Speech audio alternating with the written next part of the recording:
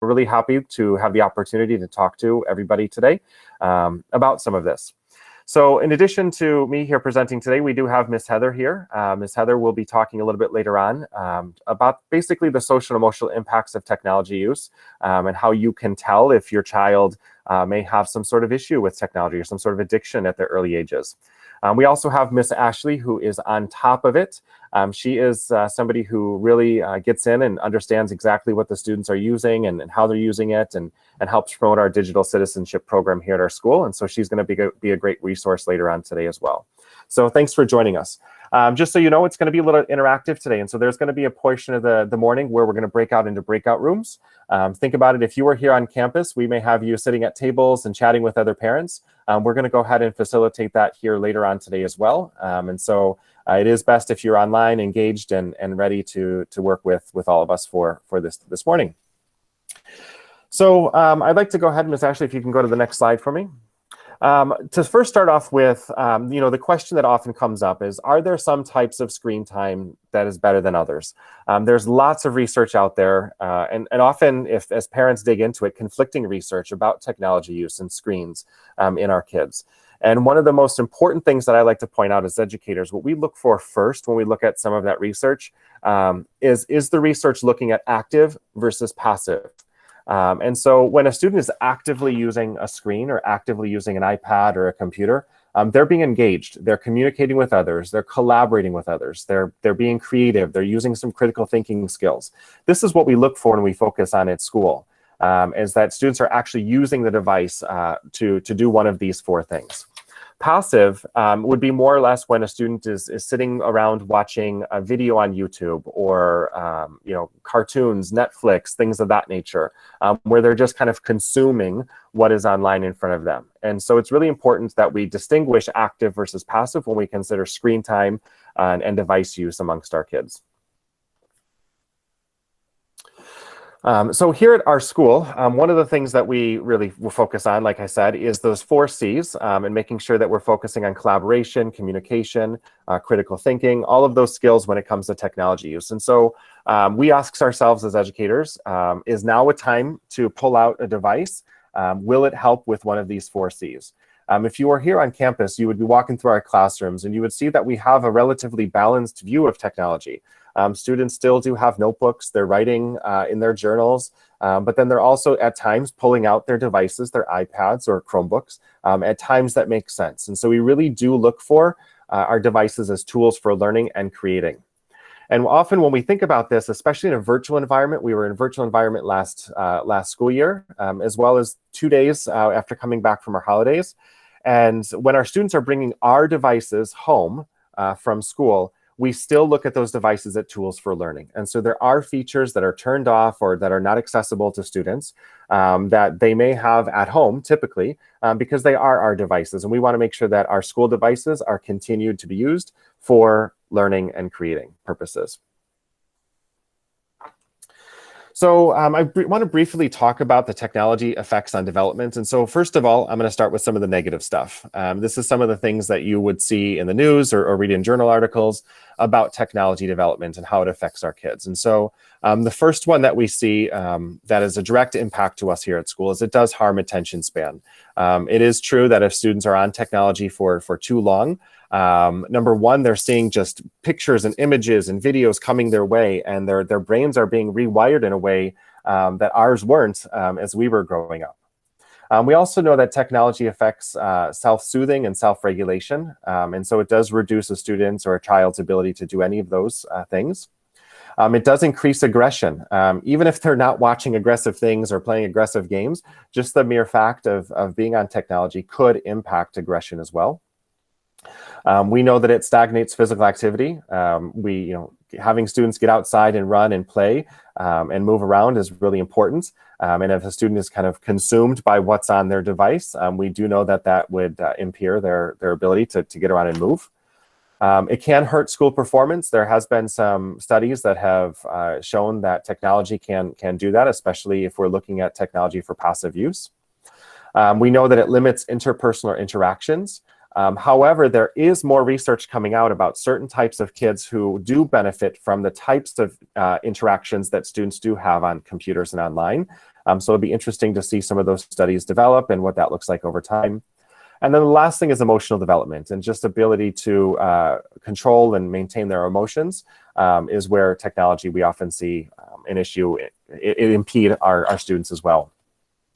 To balance that out, there are some positives. And even though we only have 4 listed here, they're pretty big skills that kids are able to learn. And so technology affects, and allows our students to have a better visual spatial awareness, especially a lot of the students who are playing games like Minecraft and Roblox and things of that nature. It is really benefiting their mathematical thinking and their critical thinking skills as well. Technology is helping our students be able to multitask and be able to manage a number of projects at once. That's a little bit later on in life. In elementary school, our students still don't have the capacity in their executive functioning skills to be able to multitask as we do. But later on, technology will be able to help them with that. We do know it can be an incredible aid for learning. We know that students, allowing our use of devices allows differentiation in the classroom. We have some students who are doing different projects, different apps, using different resources that are better geared towards their developmental level or their skill level and what they need.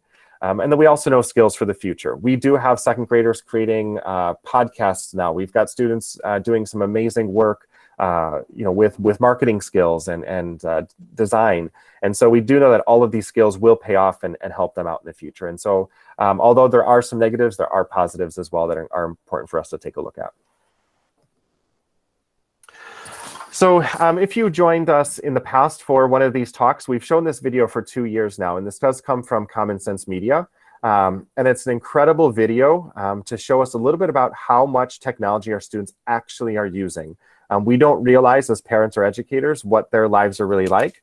But take a look at this brief video to see what a life is like in the day of our students these days.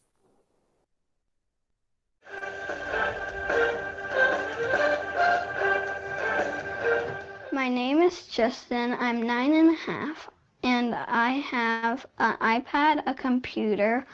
I also use my mom's phone sometimes. I watch TV and I listen to Sonos. Well, I usually have my media time on the weekends only, and I usually play maybe an hour in the morning. Then I might have 30 minutes watching TV. Then I might have breakfast.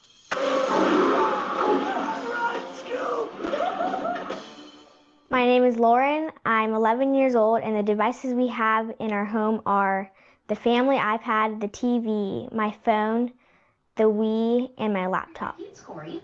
On weekends, I watch TV. I think I spend the most time on my phone, either playing games or texting my friends. I started using Instagram in 6th grade. One of the things I like about Instagram is that I can see what my friends are doing, and I look at the things that my friends post and post things of my own sometimes, and all of my friends have Instagram.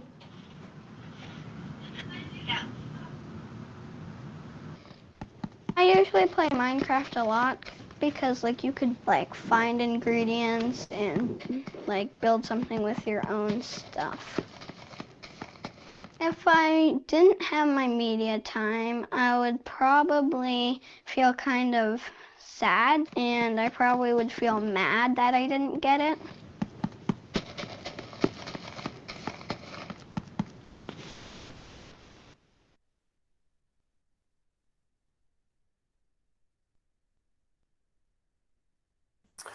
All right, so if you, that's just a snapshot of the life of our students. And so when you think about from the time they wake up to the time to go to sleep, how much technology and screen time they actually have in front of them. And you can balance it out with, what you hope and your hopes and dreams are for them to think about, is it too much? Is it too little? Is it just about right? What we'd like to do now is go ahead and assign all of you to breakout rooms. And so this will give you an opportunity to chat with some other parents, to talk a little bit about technology. So the 2 big kind of guiding questions we're hoping that you talk about is, number 1, what are your biggest concerns about digital media? And then the second, what are some of the digital media strengths? And so what have you found that your child is gaining from using digital media? So in just a moment, up on your screen, we're going to be assigning you to breakout rooms. You're going to have to enter those rooms. We're going to call you back in 5 minutes. So you've only got 5 minutes to chat. We're going to create small groups. And when you come back to the big group, we'll have an opportunity to share out and talk about what you talked about in your small groups. All right, welcome back, everybody. I hope that the breakout rooms, although it was brief, you had an opportunity to talk a little bit about your experience with technology and your biggest concerns. Although I wasn't able to pop around into all of the different breakout rooms, I think some of the big concerns out there are addiction. I've heard from a couple of parents and the struggle it is to put those time limits on our kids and to be able to say, no, after an hour, it's done and it's off. However, there, people were talking a little bit about, the ability right now during a lockdown, during the virus, the lack of our students being able to go outside and have play dates and actually do some of those other things. Kind of where do we turn to allow them to have a social environment and to continue to talk and to interact with peers? And so we do need to have technology use in that way. So this is certainly a struggle, and I'm not going to say we have answers for it, but I think it's important to continue the conversation moving forward. So thank you for that. All right, I'm going to turn the conversation over to Heather right now, who's going to talk a little bit about Common Sense Media, and then a little bit more about the social emotional effects of using technology. So Heather, take it away. Great. Thanks, Jeremy. So yeah, Common Sense Media, hopefully all parents have had an opportunity to jump on. I see some nods in the audience. It's just a really great resource if you're looking for a video or to see if a video game is appropriate for the age of your child, or if you have some specific questions about, how to navigate screen time and other issues like that. It's a really rich kind of clearinghouse of information and resources for families, educators, and really anyone else that is looking at ensuring a positive and healthy relationship between children and digital media. So I really encourage people to take a look at that. And a lot of our information is based off of Common Sense Media. So definitely give yourselves an opportunity to check that out. And it's commonsensemedia.org, quite simple. Okay, so, I'm hearing a lot of concern in terms of, is my child okay? Is their relationship with screens, with media, with video games, is this healthy? Is this okay? Is my child consuming more than would be appropriate for their health and for their age? And so one of the things that I would encourage everybody to do is to ask themselves some questions about their child. So, for example, one of the things that we want to look at is the balance. Do we have quality content? Do we have clear expectations with our children, within our family, about how all of us use devices and use technology in a way that is right for our family and right for individuals. And also that our children are informed consumers and creators of media. The good news is, if you are attending today's session, or if you're worried about doing it right, then you're probably not doing it wrong. We know you want tips and tools, and we're going to be able to provide some today. But really, there's no magic bullet. Tech and media are moving so fast that there really aren't simple solutions. So, although we're going to give you some practical tips and things to keep in mind and a framework, the questions you really need to be asking yourself are some of the following. So if you can answer yes to these questions, you're probably able to strike a good balance for your children and your family.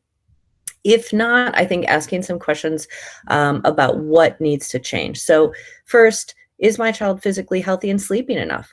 Are they, have a healthy diet? Are they also having physical exercise? Are they getting outside? And again, in COVID times, it's challenging in terms of some of the limitations, but Are they physically healthy, and are they sleeping and eating well? Are they connecting socially with family and friends in any form, and then specifically outside of the screen form? So, if they're only interested in having relationships with people, with peers on video games, but when offered a play date or other interaction, they are not interested, or their play dates are just getting on a video game. Those are things that you want to keep in mind and see, is this a balanced relationship? Are they engaged with and achieving in school? So are teachers, sharing with you that your child is engaged, that they're motivated for learning, that they're doing well, that they're really overall balanced here at school?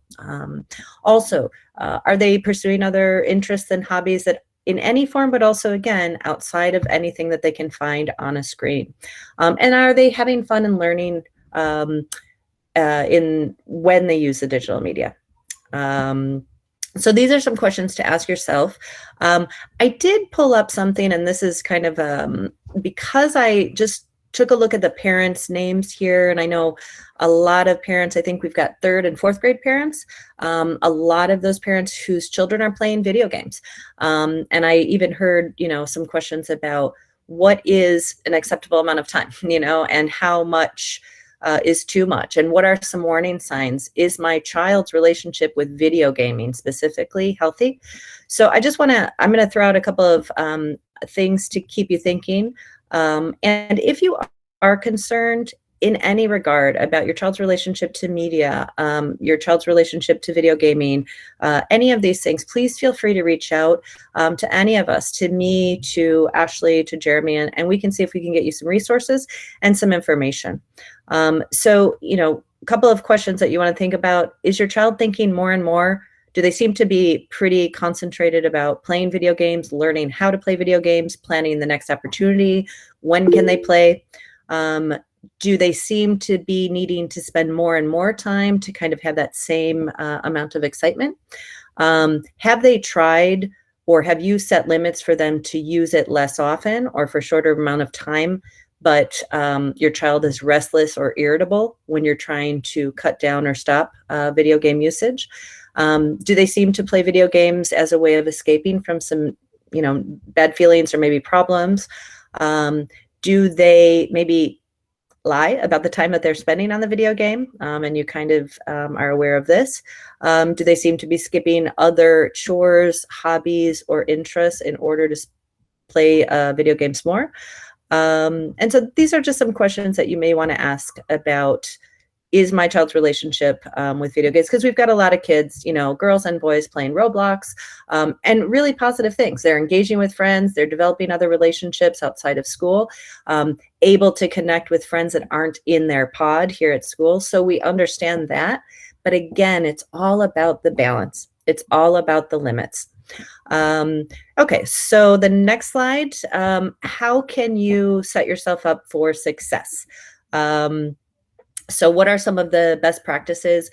Use media with your child and with your kids. So if they're watching something on Netflix Kids, ask them about it, ask them to explain it, or sit down and say, oh, I'd love to see this with you.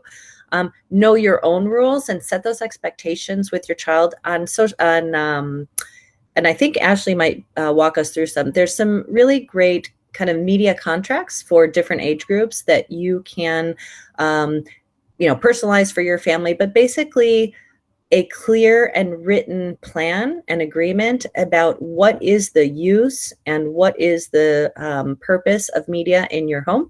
And I think also, taking a look at your own behavior, and this is the thing that we know, our children take cues from what we do.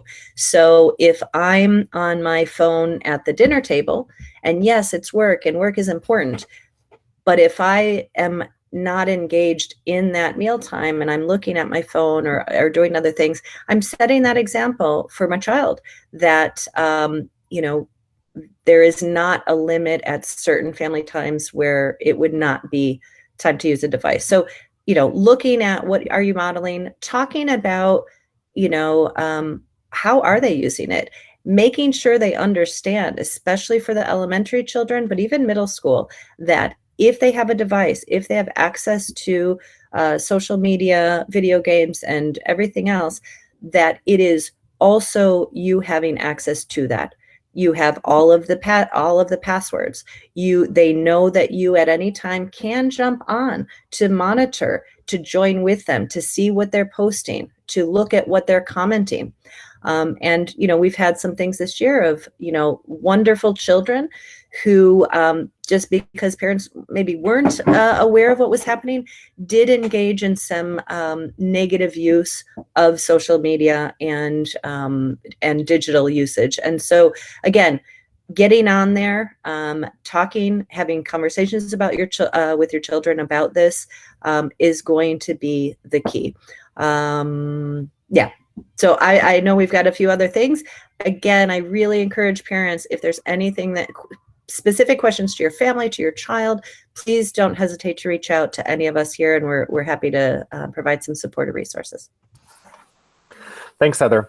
I see in the chat box a couple of suggestions coming up about students' use and making sure that we're on the same page in delivering this message. I would say that this is a message that our students often hear from us, especially here at school.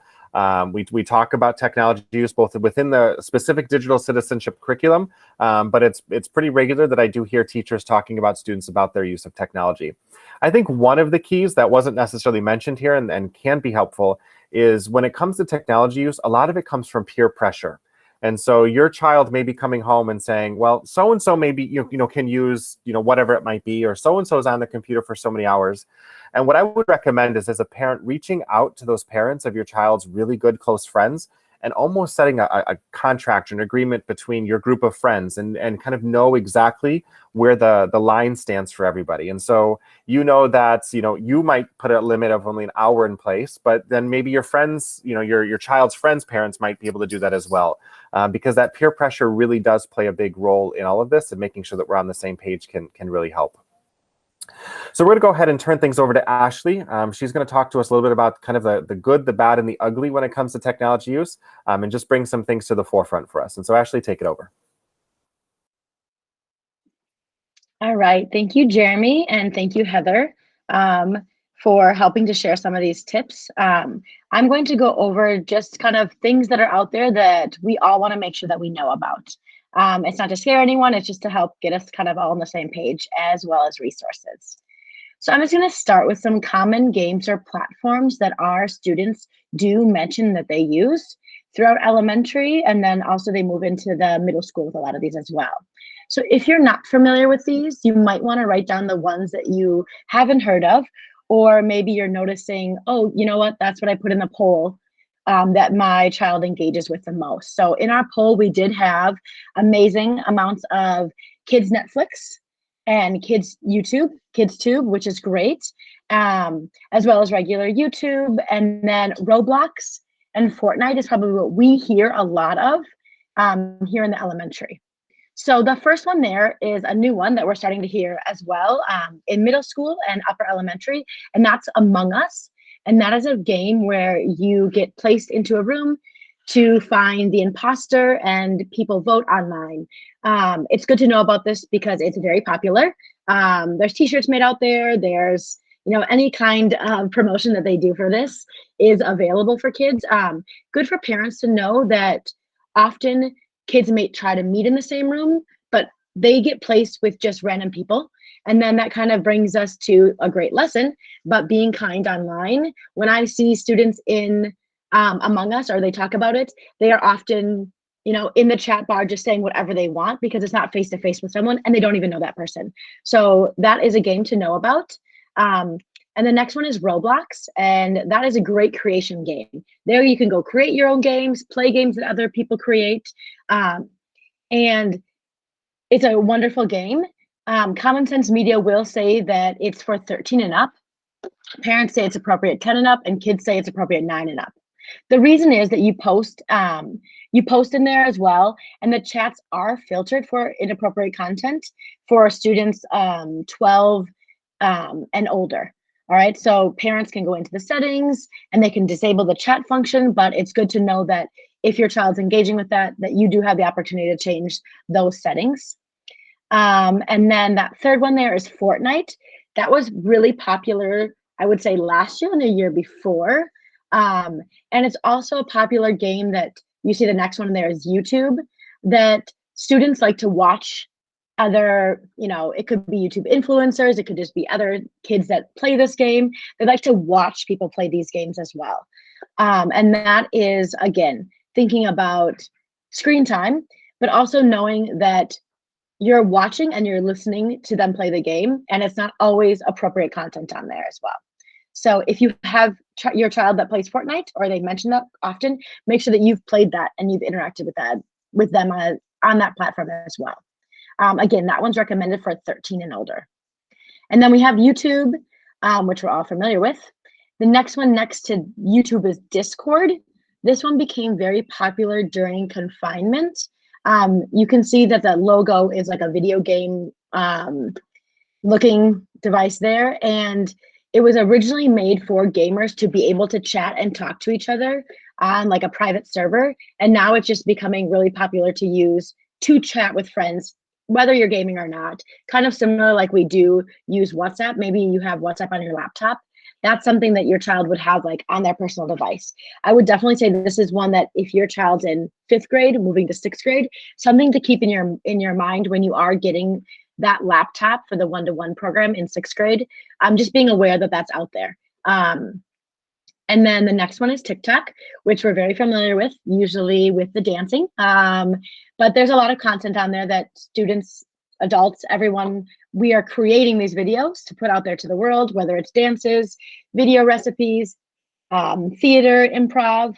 And again, that is for older students as well. They say TikTok says 13 and older. Spain says 16 and over. Other countries say 18 and older because the content is not filtered. And you want to make sure that you, if you're allowing your child to use it, that you also have a TikTok account or that you're watching it with them so you know who they're following. And then Instagram and Snapchat are not as new, so I don't have to go into them as much. But again, social media platforms. If you're not familiar with Snapchat, that is kind of waves up and down. That one with popularity, but it's sending a photo that then gets erased after 10 minutes. Or sorry, not 10 minutes, 10 seconds. And we say erased, we know that nothing online ever gets erased. So those are some to be aware of. If you don't know about them, to dig into them more. And I put some ones here on the bottom that are really appropriate for elementary age students. Of course, KidTube is amazing because you get similar content to YouTube, although it's filtered for students specifically. The next middle one there, some of you put in Netflix to the chat, Netflix for kids. You can set your settings to make sure that they're not seeing any of the shows that would not be appropriate for them. And kids still say, like, I saw this show on Netflix Kids, and I'm still not sure if it's appropriate for me. So having those conversations with your child. And then there's Khan Academy Kids as well. So those are some great apps that you could have on your device. In the director's breakfast, somebody asked a great question around what apps are good for my child to use. And they're saying like, okay, we download these free apps and then they're not inappropriate, but they're constantly asking for them to buy coins or buy more jelly beans. And I always think the apps that are given for free, they're given for free for a reason. They're wanting you to purchase or to buy, and they're usually not that educational. So there are some great apps out there that might cost 99 cents, $1.99, $2.99, or a bundle for $5.99. And I would encourage you more to buy those paid ones that you know are quality and reviewed by educators versus just getting the free ones online. The next thing I always say about this is these social media apps, the ones there on the top, Instagram, Snapchat, TikTok, Discord, YouTube, WhatsApp, the creators say that they are appropriate for 13 and older, which don't include any of our elementary students. According to the General Data Protection Regulations of the European Union, they've bumped that age up to 16. So the legal age for them to engage with these tools, these social media platforms, is actually 16 years old. I'm sure that we're sitting in here thinking, if you have older elementary students, they're interested in using them now. How would you ever hold out until 13 or even 16? And so what Heather's talking about and what Mr. Jeremy have mentioned as well is kind of engaging with those platforms yourself, letting your child engage with you. And when you decide as a parent that you're going to allow them to use those, to have the passwords, to shoulder surf with them, to make sure that you guys are engaging in that together. And I always like to talk about why developers might make such a great app that people want to use and get, you know, kind of like addicted to. And it's really that they're putting it out there for free, but it's not for free. We pay in the data that we give them. And that's why the GDPR has even made the age restriction to 16, is because the government does not want these big tech companies collecting our data for minors. And so if that's a new concept to you, or you want to dig in more about that, or you just don't know how to start that conversation with your child, I'm going to play a trailer here that was put out on Netflix. It was called Social Dilemma. It's a documentary. We'll watch this together here just quickly. And it gives you kind of the background information of why are apps free and what are these tech companies really trying to get from us by giving them to us for free. When you go to Google and type in climate change is, you're going to see different results depending on where you live and the particular things that Google knows about your interests. That's not by accident, that's a design technique. What I want people to know is that everything they're doing online is being watched, is being tracked. Every single action you take is carefully monitored and recorded. A lot of people think Google's just a search box and Facebook's just a place to see what my friends are doing. What they don't realize is there's entire teams of engineers whose job is to use your psychology against you. I was the co-inventor of the Facebook like button. I was the president of Pinterest, Google, Twitter, Instagram. There were meaningful changes happening around the world because of these platforms. I think we were naive about the flip side of that coin. We get rewarded by hearts, likes, thumbs up, and we conflate that with value and we conflate it with truth. A whole generation is more anxious, more depressed. I always felt like fundamentally it was a force for good. I don't know if I feel that way anymore. Facebook discovered that they were able to affect real world behavior and emotions without ever triggering the user's awareness. They are completely clueless. Fake news spreads 6 times faster than true news. We're being bombarded with rumors. If everyone's entitled to their own facts, there's really no need for people to come together. In fact, there's really no need for people to interact. We have less control over who we are and what we really believe. If you want to control the population of your country, there has never been a tool as effective as Facebook. We built these things and we have a responsibility to change it. The intention could be, how do we make the world better? If technology creates mass chaos, loneliness, more polarization, more election hacking, more inability to focus on the real issues, we're toast. This is checkmate on humanity.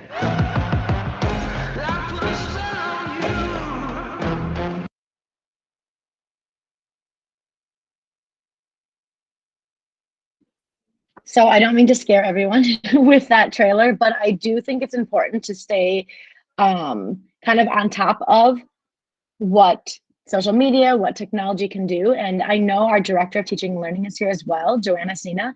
And something that we're constantly looking at within our curriculum is how we can weave in some of these really important skills as well, talking about reliable sources, bias perspectives.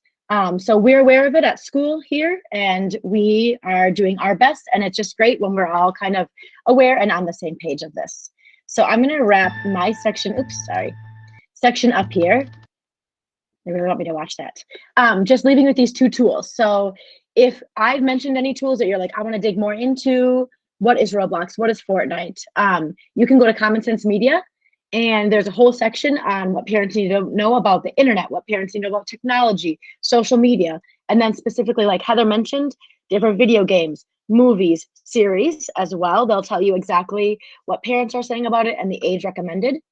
And then this other one, if you want to dig more into, The Social Dilemma on Netflix, it says it's appropriate for audiences 7 and up.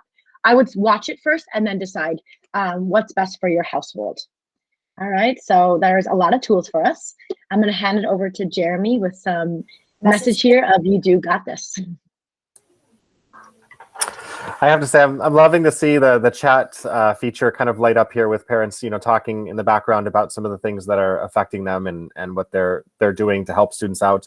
And so I appreciate that. Thank you for continuing to do this. But I like to think that, and Heather did say this, because you are here and you are here talking about this and learning about this, you are a step ahead of other families, of other students, in being able to make sure that we can kind of guide our students through this world that we're so not used to, that's becoming native to them. So one of the big tools that I'd like to recommend is on the next slide here. Miss Ashley. There we go. Common Sense Media has 2 family agreements, family media agreements. And the reason why I really like these is because it does walk students through, rather than saying, no, you can't do this. No, you shouldn't do this. It walks them through some of the reasons why, or some of the things that they should consider. And so number 1, a student would say, I will stay safe. They have to check off a couple of things that they might be doing to stay safe. I will think first. I will stay balanced. And then the part that I really like is that it allows students to see that this is an agreement between us and them. And so in exchange, my family agrees to recognize that media is a big part of my life, even if they don't understand why. I think students, our kids need to hear that, and need to hear that we understand that this is a big part of their life. We don't necessarily get it or understand it, but at least we're receptive to hearing them out. The second thing is, in exchange, my family agrees to talk with me about my worries, what worries them and why, before saying no.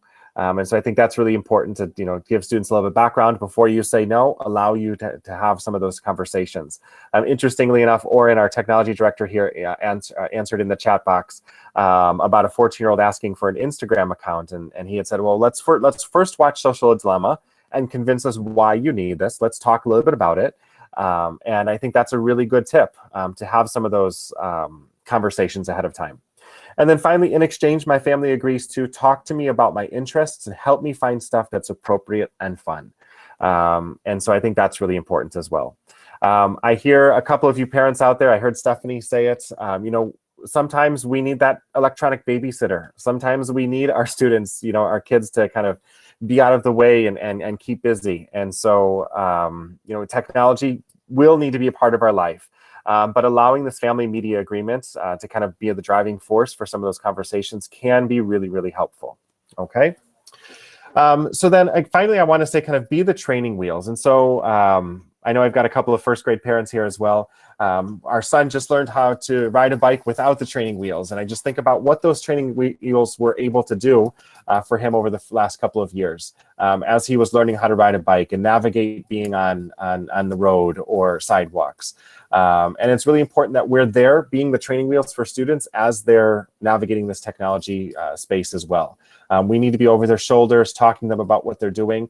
It's true, students at this age don't have the brain power, the ability to think critically about some of these things. We have that, and so we need to pass that on to our kids and be the training wheels. I would like to say, there are some tech tools out there that can help you. Google puts them out. Apple puts them out. Circle is a device or a product that you can purchase as well to manage device content and things like that in your families. And so all of these things can be really helpful if you put the time and energy into learning how to use them and making sure that all of your kids are on the same page with that. And then finally, Google does have parental controls. You are able to block content. You are able to set a number of features up behind the scenes. And so, YouTube is a part of the Google sphere. And so making sure that you look at what those parent control settings look like and are able to turn those off or turn those on depending on the age of your child and what they need as well. So I want to wrap this up with, just saying that you got this. This is it's challenging. It's a difficult environment. The number one thing that we can do is continue to talk to one another as parents and educators, as well as talk to other parents as well. It's really important to be on the same page. I do know that over the last couple of years, specifically around 5th grade is the time when it really gets hairy, when the technology use comes into play. And I do know it's been helpful for some other parents to put limits on amongst friend groups. And so I think that's really important to talk to the parents of your child's friends and make those agreements and make sure that you're on the same page. It's really, really important. So with that, I'd like to say thank you so much for joining us today. It's been a pleasure. Continue the conversation going. If you've got any questions, if your child might be, you feel they might be addicted or they're having issues socially, feel free to reach out to Heather. She'd be happy to help you. Otherwise, we are here for any other questions that you might have. So thanks so much, guys. Great seeing you. Have a good afternoon or have a good morning.